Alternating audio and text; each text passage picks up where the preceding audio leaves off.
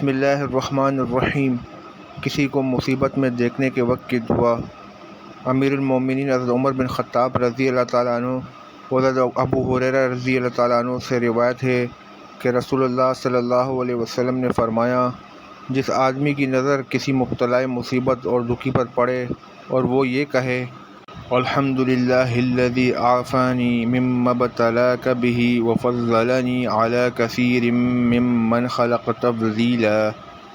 الحمدللہ الذی عافانی مما ابتلاک بہ وفضلنی علی کثیر ممن خلق تفضیلا۔